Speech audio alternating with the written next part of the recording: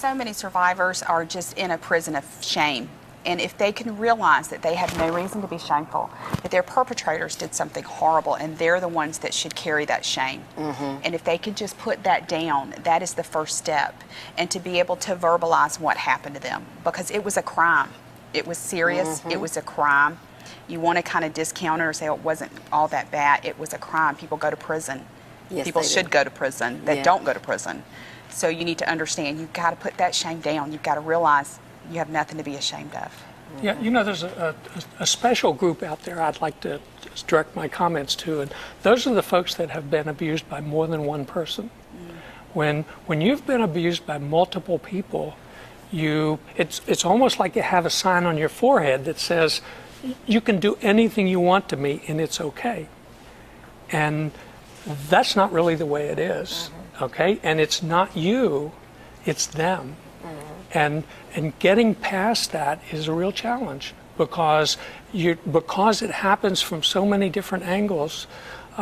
You take full responsibility for it, and if you take responsibility for it, you're the problem.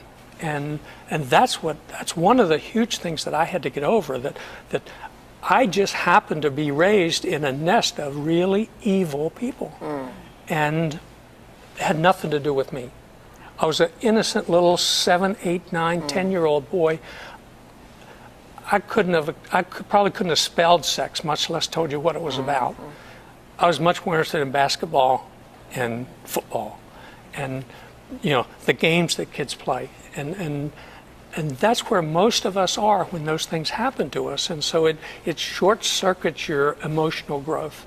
And it short circuits how you interact with people. There's a lot of collateral damage along the way of people where you have really bad relationships because of your behavior, but your behavior is driven by all these distorted norms that you grew up with. I mean, what I grew up with, what was around me, is what I thought was normal for everybody. Heavens knows that wasn't the case. Oh my, but I know those of you that are watching right now, many of you can identify with what they're talking about.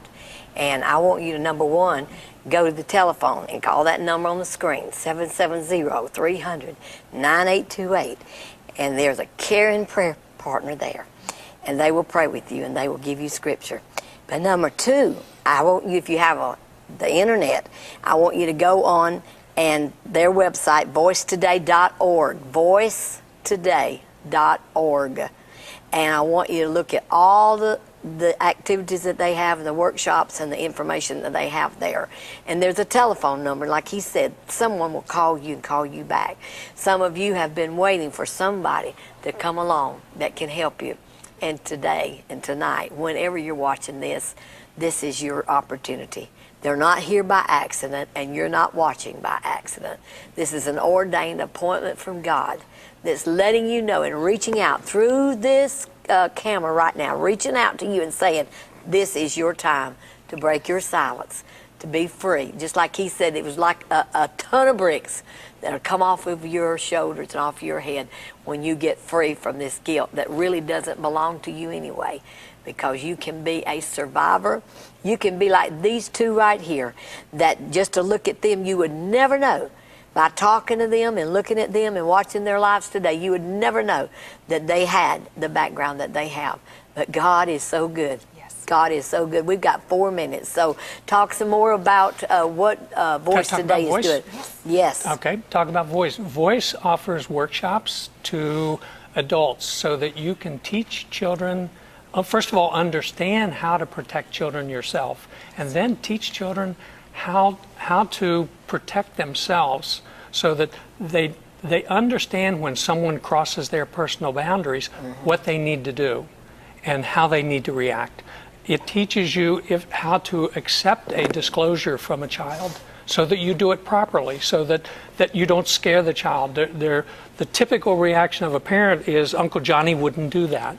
Okay? That's a problem. That can't happen here. That didn't happen in your line. That's what they're telling them. Yeah, I mean, and you can't let that happen. We have we deal with the internet, and pornography and predators on the internet are an increasingly serious and epidemic problem. And when your child is on the internet, communicating with people they don't actually know personally. That 13-year-old girl or 14-year-old boy could be a 52-year-old man or a 46-year-old woman. I mean, that's the deception of the internet. That's right. Where people are able to present themselves in any way they choose without any accountability for the honesty of what they're representing. Right. Okay, and so we do that. We have a workshop for healing. Okay, and the workshop for healing really is for survivors to help them break their silence and learn how they can start down the path effectively to heal. It's also for the family and spouses of survivors and friends of survivors so that they can understand how to minister to and nurture those people when they're going through this process. It's not an easy path either for the survivor or for the folks around the survivor. And then we offer retreats, and we moderate support groups. We're happy to open support groups and work with folks to establish support groups in any city across the country. Right, and in any situation, whether it be an organization, civic organization, a church, wherever. Absolutely. You are available to teach and train, and that's so important. In Voice Today, it really is a movement that is getting this issue into the public arena. That is what it's all about. We, as the Church of God, have to stand up to this evil together through training, through learning, through breaking our silence, through nurturing, through being that friend. We have to come together now and have the courage to face this issue head on. That's right. Betty, I'd like to ask your listeners to write down Voice Today, because in a relatively brief period of time, you're going to start to see Voice Today everywhere. And you're going to see images that are going to raise the awareness of child sexual abuse to the point where you don't forget the image when you walk away from the sign. And we want to do that because we want everyone aware.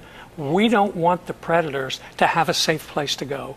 We want every community to be aware of child sexual abuse. We want every community to receive training, education, and support so that they are prepared to deal with these problems and anticipate the problems and see it when it occurs.